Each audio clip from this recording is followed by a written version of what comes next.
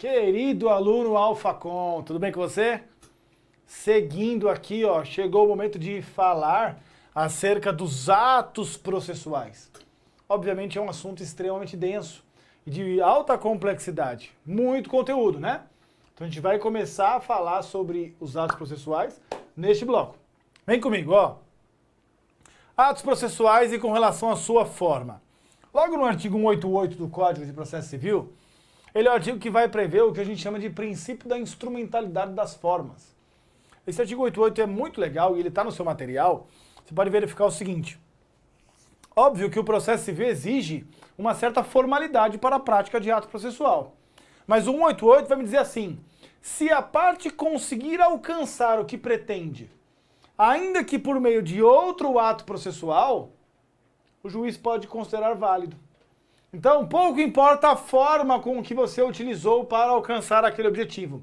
Se foi possível alcançar, é válido. Obviamente, desde que seja algo razoável, lícito e assim por diante. Tá bom? Então, o princípio da instrumentalidade das formas. Pois bem, assunto que demanda um pouco de atenção de nossa parte é com relação à publicidade do ato processual. Publicidade do ato processual. Perceba, os atos processuais são, em regra, públicos. Públicos. Tá? É por isso que você pode chegar no fórum, qualquer fórum, e eu gosto sempre de falar isso, né? Chega no fórum, olha lá, a sala de audiência está com a porta fechada. E agora? Abra a porta e entre. Professor, você está maluco? Eu vou entrar na sala de audiência, o juiz vai perguntar o que eu estou fazendo lá. Não vai, confia em mim. Não vai perguntar. Aliás, é muito provável que tenha gente lá dentro assistindo. Porque os atos processuais são públicos. Então a porta é para estar aberta. Se estiver fechada, abra e entre. Obviamente, a lei prevê algumas situações em que, de fato, essas audiências serão reservadas. Para essas situações eu vou te dizer agora. Mas, em regra, os atos são públicos. Você pode chegar no fórum e falar assim, queria ver o processo X. O funcionário vai pegar o processo, dá nas suas mãos, faz o que quiser, pode olhar, ver e assim por diante. Porque os atos são públicos, tá? Agora, o artigo 189 vai me dizer que em 4 situações, haverá sigilo, ou o que nós chamamos de segredo de justiça. Obviamente, nessas 4 hipóteses, não é público. Não é todo mundo que pode ter acesso. Mas vem cá que eu vou te provar que isso é, obviamente, muito lógico. Ó, primeira hipótese em que os autos não são públicos e os atos processuais, consequentemente, também não. Quando exige um interesse público ou social. Vamos imaginar aqui o seguinte. Há um determinado processo em que se discute algo que seja de interesse de toda a nação. Um interesse público, um interesse social. Poxa, eu tô curioso, quero dar uma olhada nesse processo aí. Não vai ver. Não vai ver, porque o processo vai ter segredo de justiça, sigilo, tá? Essa segunda aqui, ó, você vai enxergar na hora. Processos que versem sobre casamento, separação de corpos, divórcio, separação, união estável, filiação, alimentos, guarda de crianças e adolescentes. Sabe o que eu quero te dizer? Se nesses assuntos não houvesse segredo de justiça, esses programas que nós vemos à tarde na nossa televisão brasileira seriam ainda mais chatos. Porque você imagina comigo o seguinte, esses programas só falam disso. Assuntos relacionados à intimidade dos famosos. Agora imagina o seguinte, o casal famoso pretende se divorciar. Vai lá um fofoqueiro desses programas de tarde aí da nossa TV, fala assim, escuta, eu queria ver por que eles estão se divorciando aí. Óbvio, é público, pode ver. Perceba. Seria um prato cheio para esse pessoal. Mas peraí, esse assunto é da intimidade. Esse assunto não é público para qualquer pessoa. Então, quero saber por que eles estão se divorciando. Peraí, esse assunto é íntimo. Às vezes naquele processo tem lá traição, outras coisas assim, que são muito próprias da intimidade das pessoas. Esses processos não são públicos. Não são públicos, tá? Ó, casamento. Imagina, uma ação de invalidação de casamento. Por que está invalidando? Queria saber. Não vai ficar sabendo. Não vai. Separação de corpos. Separação de corpos é uma medida judicial para autorizar que as pessoas morem em tetos distintos. Portanto, que autoriza o descumprimento do dever do casamento, chamado de coabitação. O casamento exige que haja um dever de morar no mesmo teto. A separação de corpos autoriza a morar em casa distinta. Por que será? Porque, ó, porrada, estão saindo na porrada o casal. Eu quero ver qual é o motivo da separação, quem tá batendo em quem. Não, não vai ver. Segredo de justiça.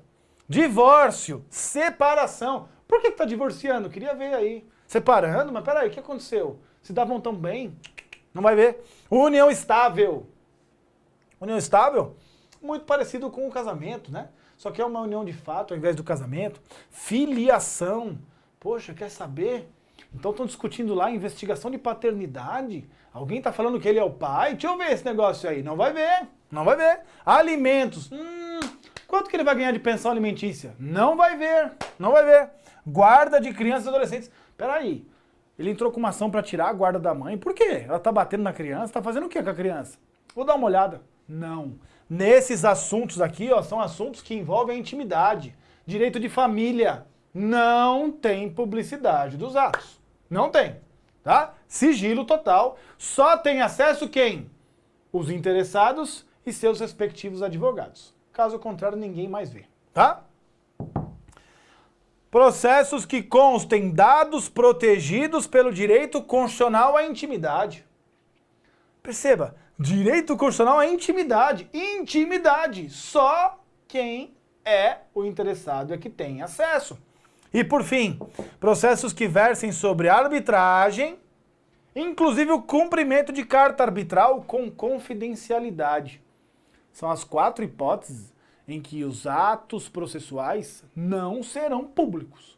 Haverá ali uma restrição de acesso, uma restrição de, digamos assim, de vista. Só vai ter acesso, só será público para quem? As partes e os seus respectivos advogados. Ah, mas é possível eu, não sendo parte, ter acesso à certidão da sentença desse ato? Sim, sim, aí é possível. O próprio artigo 89 prevê que você, interessado, demonstrando interesse, pode pedir ao juízo uma certidão com a cópia do dispositivo da sentença. Professor, peraí, mas por quê? Ó, o João e Maria são casados e o João deve algo para mim.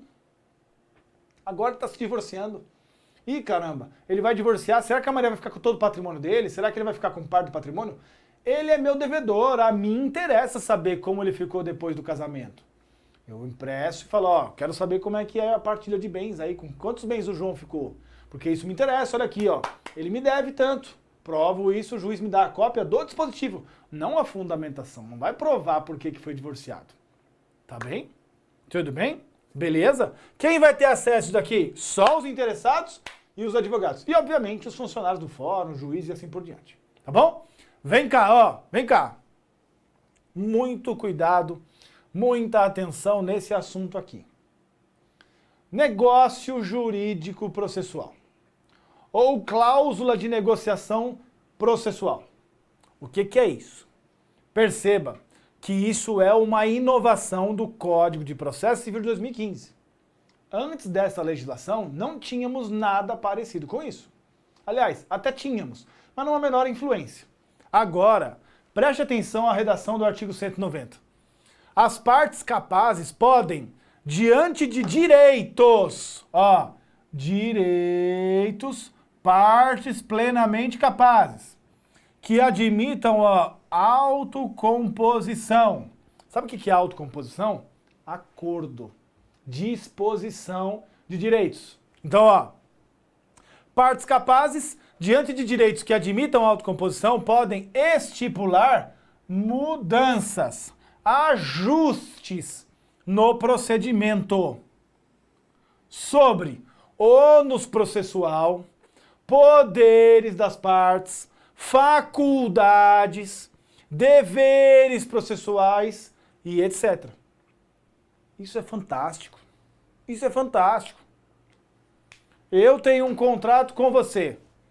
Nesse contrato de aluguel, além de estipularmos quais serão as regras do contrato de locação, a gente já pode colocar, ó, situações relacionadas aos processos em eventuais ações judiciais. Ó, se eu tiver que despejar, vai ser essa regra.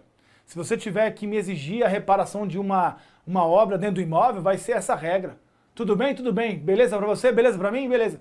Colocamos isso no papel. Quando der o processo de despejo, ou o processo que você vai exigir uma reparação no imóvel, vai seguir aquela regra. Porque nós somos capazes, diante de direitos que admitem autocomposição. Podemos alterar os ônus processuais, os poderes, faculdades, deveres e assim por diante, tá? Ah, professor, mas peraí, à vontade? Não, ó.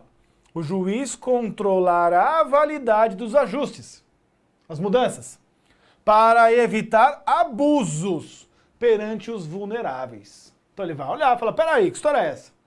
Você colocou todo o ônus da prova sobre o réu e você não vai provar nada. Isso é abusivo. Ele pode alterar, tá? Ó que legal, ó. Olha que legal isso. É possível a estipulação de calendário para a prática dos atos, vinculando partes e juiz. Artigo 191. Sabe o que é isso? Acabou de começar o processo. Sabe o que o autor e o réu fazem? Eles pegam um calendário anual e falam assim, ó, hoje é dia X. Até tal dia tem que estar juntada a contestação. Até tal dia, ambos informarão quais são as provas que pretendem produzir na audiência. No dia tal vai acontecer a audiência, até tal dia as partes devem informar quem são suas testemunhas.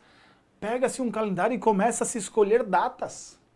Autor e réu fazem isso, juntam no processo, vincula juiz e as partes.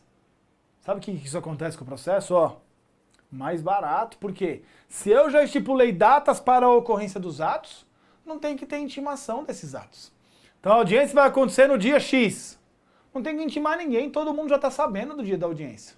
Acabou. É fantástico. E principalmente por vincular juiz. Claro, o juiz vai olhar e falar assim, peraí, vocês estão colocando para eu sentenciar em 5 dias? Desculpa, eu não vou cumprir isso. Aí ele pode mexer. Mas se for um prazo razoável, vinculará tanto as partes quanto ao juiz. Tá bom? Calendário. Quando eu afirmei a você, eu falei assim, ó, negócio de jurídico processual é novo. É novo com essa dimensão, com esse lastro. Porque nós sempre tivemos uma hipótese de negócio jurídico processual. É o que nós chamamos de cláusula de eleição de foro. Então, no contrato eu posso estipular uma regra procedimental acerca do foro competente. O que fez o 190? Falou, ó, não é só para foro, não. Faz o que você quiser sobre isso. Desde que seja algo plausível, algo aceitável, eu vou admitir. Tá bom? Tudo bem? Ó, da prática dos atos por meio eletrônico. Isso tem uma regulamentação muito pequena no artigo 193 até o 199, tá? É bem verdade que isso não afasta uma eventual necessidade de você ler a lei que estabelece a prática de atos eletrônicos. Tá bom? Beleza? Tranquilo. Vem pra cá, ó. Vem pra cá. Atos das partes. Atos das partes. As partes praticam atos no processo. Artigo 200 do Código de Processo Civil. Artigo 200 do Código de Processo Civil. O que são os atos das partes? Atos que visam criar, modificar ou extinguir direitos processuais. Então, todo e qualquer ato que o autor ou o réu praticam no processo, ou eles criam, ou eles modificam, ou até mesmo extinguem direitos processuais. Esses são os atos das partes, tá?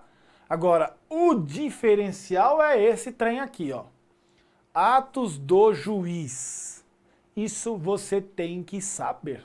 Tem que saber, tá? Atos praticados pelo juiz no processo.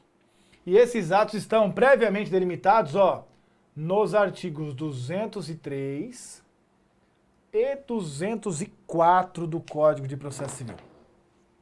O que eu posso dizer, em pouquíssimas palavras, é: esses artigos influenciam, causam um impacto muito grande em todo o processo. Seja aqui no processo de conhecimento, seja no processo de execução. Nos recursos, então, nem se fale. é fundamental a compreensão dos atos do juiz, para diversas outras situações, diversas outras peculiaridades. Tudo bem? Pois bem, venha comigo que eu vou te explicar, eu vou te ensinar. Ó, o juiz, primeiro grau de jurisdição, pratica, em regra, 3 atos processuais: sentenças, decisões interlocutórias e despachos. Não é esse tipo de despacho que você está imaginando, tá? É outro tipo de despacho, tá bom? Sentenças, decisões interlocutórias e despachos. Preste atenção. Sentença, interlocutória e despacho são atos praticados por juiz em primeiro grau de jurisdição. Primeiro grau de jurisdição, tá? Então, são atos que são praticados na primeira instância. Primeiro grau de jurisdição, primeira instância. Os acórdãos. Acórdãos. É ato praticado, ó, nos tribunais. Tribunais. Então, sentença interlocutória e despacho, primeira instância. Acórdão, tribunal. Tá bem? Vamos verificar já já qual seria o conceito desses atos. Mas antes, atenção para essa informação aqui embaixo, ó. Os atos meramente ordinatórios como? O que são atos ordinatórios? Atos sem grande influência, sem grande impacto no processo. A lei estabelece 2 exemplos, ó. A juntada e a vista obrigatória de atos. Não dependem de decisão judicial. Se não dependem, sabe quem pratica esses atos ordinatórios, ó? Escrivão. Escrivão ou chefe de secretaria, tá? Não precisa de despacho do juiz, não. Não precisa de decisão judicial para tanto. Eles mesmos é que praticam esses atos. Tá bem? Beleza? Vem pra cá agora. Vem pra cá que eu vou te mostrar, ó, qual a diferença entre despacho, interlocutório e sentença. Vem com calma, tá? Vem com calma. Despachos. Perceba o seguinte, ó. O fundamental para você identificar a diferença entre esses 3 é uma palavrinha que se chama, ó. Ó o que eu vou escrever aqui, ó. Vem cá. Natureza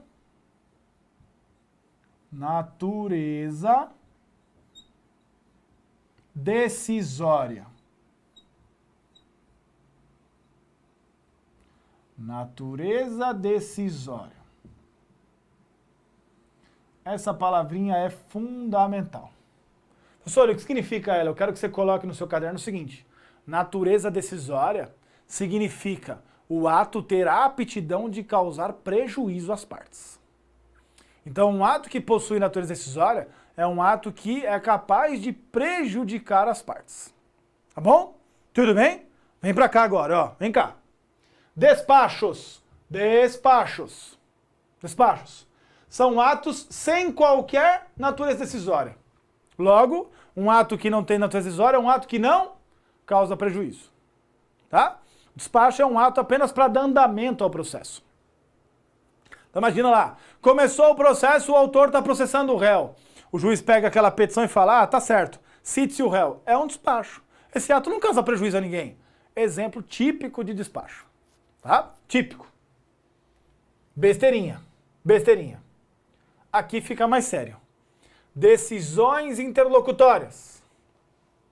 São atos que possuem natureza decisória, prejudica, causa prejuízo, causa um gravame nas partes, mas, ó, sem colocar fim à fase procedimental. Então, uma decisão interlocutória, sabe por que interlocutória? Interlocus. O que significa interlocus? Entre falas. Então, são decisões tomadas incidentalmente no meio do processo. Elas não põem fim à fase procedimental, apenas resolvem uma questão incidente. incidente. Tá bom? Interlocutória. Então, possui natureza decisória? Claro que sim, muita natureza decisória. Só que não põe fim ao processo, continua discutindo. Tá bom? Sentenças. Eu já te dou um exemplo interlocutória de sentença de acordo. Segura aí. Sentenças. São atos que possuem muita natureza decisória, claro que sim, muita decisória. Ó, e ainda, tem fundamento nos artigos 485 ou 487 do Código de Processo Civil. Esses artigos aqui, ó, eles me dizem hipóteses, ó, tanto um quanto o outro, hipóteses de extinção. Extinção do processo. São causas que extinguem o processo. 485 e 487. Então, o ato do juiz que tem fundamento no 485 ou no 487 tem 50% de chance de ser sentença. Por que 50%, professor? Porque não basta só isso. Não basta só isso, tá? Além de ter fundamento, leia, recheio, bagagem do artigo 485 ou 487, o ato tem que, ó, colocar fim ao procedimento comum da fase cognitiva ou extinguem a execução. Isso é sentença.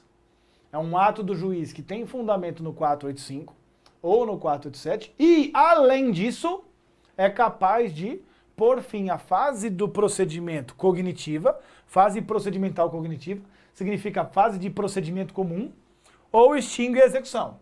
Essa será uma sentença, tá? Por fim, os acórdãos. Acórdãos, ó, são decisões proferidas pelo julgamento colegiado dos tribunais. Então, o julgamento que ocorre em sede de tribunal, segunda instância, TJ, TRF, STJ, STF, são todos tribunais. Esses atos, essas decisões, são decisões colegiadas. O que significa isso? Mais de uma pessoa julgando.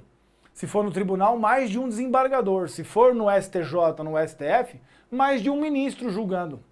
E a decisão do juiz de primeira instância? É uma decisão singular. Ele decide sozinho aquilo. Tá? Então, os julgamentos por decisões de órgãos dos tribunais colegiadamente recebem o nome de acórdão. Isso está no artigo 204 do Código. Tá? Vem para cá agora para a gente concluir. Ó. Decisões interlocutórias. Possui natureza decisória sem colocar fim à fase procedimental. A pessoa ingressa com uma ação judicial e faz um pedido para realizar-se uma cirurgia logo no início do processo. E ela está tendo uma certa dificuldade por parte do plano de saúde. O plano não quer pagar a cirurgia. Perceba, eu não posso esperar até o final. Para esses casos eu recebo e eu denomino um nome que se chama tutela provisória de urgência. Tá? Uma tutela provisória de urgência. O que essa tutela provisória de urgência causa no processo? O juiz vai ser obrigado a decidir logo no comecinho do processo se tem que fazer a cirurgia ou não.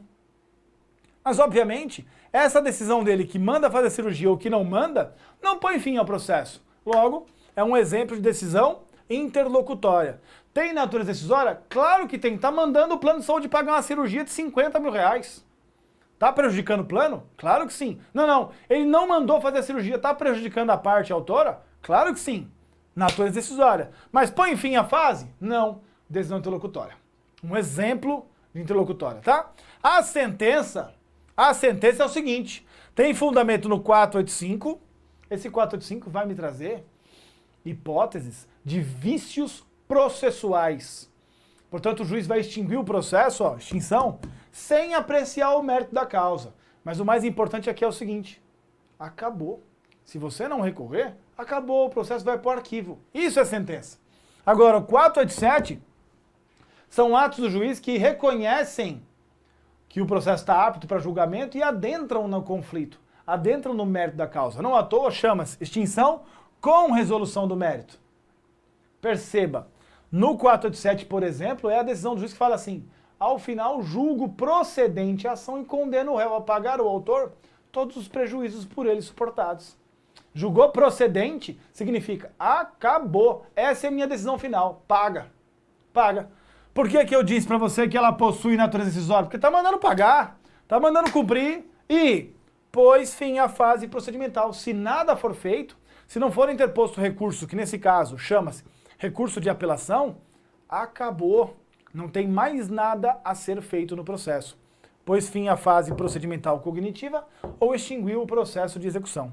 O acórdão, como eu estou te falando que é a decisão proferida pelos tribunais de forma colegiada, ele geralmente está ocasionado por meio de um recurso, julgamento de um recurso. Então as partes têm uma decisão da primeira instância, recorrem para a segunda. Quando chega no tribunal, os desembargadores vão se reunir para uma sessão conjunta e proferir um acórdão. Este acórdão é a decisão proferida pelos tribunais. Perceba, ela também é uma decisão que põe fim ao julgamento no tribunal. Acabou com a discussão relacionada àquele recurso, aquele processo em grau de recurso. Termina com tudo. Este é o acórdão, tá? Então, interlocutória, sentença e acórdão. São os três principais atos dos juízes no processo. Os despachos também é um ato praticado pelo juiz, mas sem grande relevância, sem grande importância. Beleza? Vem pra cá pra gente analisar a questão aqui agora, ó. Vamos analisar a questão desse assunto. A questão diz o seguinte, ó. Os atos e termos processuais não dependem de forma determinada, senão quando a lei expressamente a exigir. Sabe o que esse começo está dizendo? Esse comecinho aqui, ó, ele nada mais me diz do que o que eu disse a vocês e chamei de instrumentalidade. Instrumentalidade das formas. Instrumentalidade das formas. Os atos não dependem de forma determinada. Ó, outros sim, os atos podem ser classificados em atos das partes e atos do juiz e atos do escrivão. Atos do escrivão, já tivemos a oportunidade de analisar, né? Bem como atos das partes do juiz também. Em relação aos atos a seguir elencados, é correto afirmar que, letra A, sentença é o ato pelo qual o juiz, no curso do processo, resolve questão incidente. Questão incidente. Deixa a letra A de canto aí.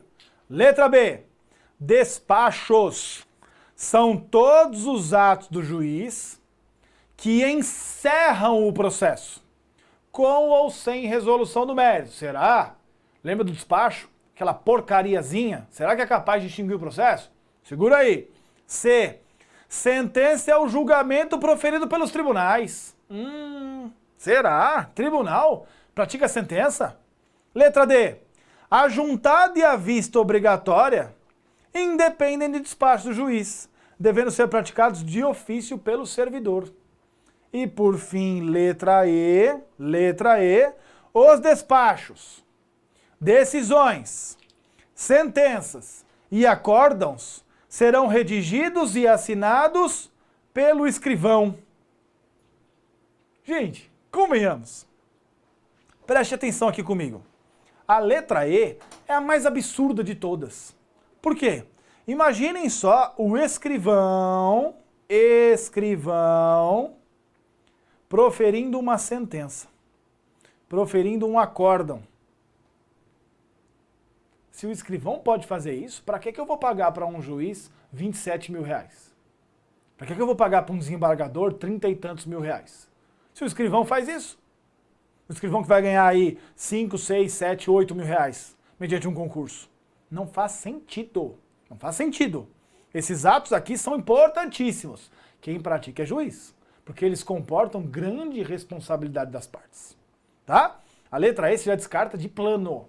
De plano a letra E está fora. Tá? Então tira ela de canto. Agora a gente vai para deleite e voltar lá para A.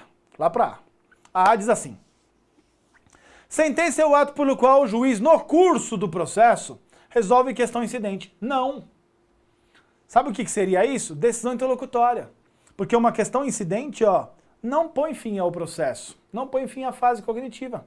Tem natureza decisória? Tem, mas não põe fim. Se aqui, ao invés de sentença, estivesse decisão interlocutória, estaria correto. Então a letra A está errada. Letra B. Despachos São todos os atos do juiz que encerram o processo. Com ou sem resolução do mérito. Não, isso não é despacho. Se aqui, ao invés de despacho, estivesse sentença, estaria certo. Mas não é, o despacho é uma porcaria, lembra? Não tem natureza decisória, não causa grandes impactos no processo. Não pode extinguir o processo. Letra B está errada. Letra C, sentença é o julgamento proferido pelos tribunais. Não, não é sentença. É o acórdão que é o julgamento proferido pelos tribunais. Tá? Então a letra A, a letra B e a letra C confundem os atos praticados pelo juiz para te enganar. Só que você não vai cair nessa, porque você está muito bem vacinado com relação a isso. A letra D deve ser assinalada. A juntada e vista obrigatória independem de despacho, devendo ser praticadas de ofício pelo servidor. Sabe por quê? Esses atos aqui, ó, não tem impacto, não precisam ir para a mão do juiz. Eu te dei o exemplo, falei assim, imagina que a parte quer ver o processo, tem que levar na mão do juiz, a parte quer ver. Para quê? Esse ato não tem impacto nenhum, deixa a parte ver, pratica-se pelo servidor mesmo. Letra D deve ser assinalada nessa questão. Beleza? Tudo bem até aqui? Tranquilo? Concluímos o bloco dos atos processuais. Eu te vejo no próximo. Até lá, um forte abraço. Valeu!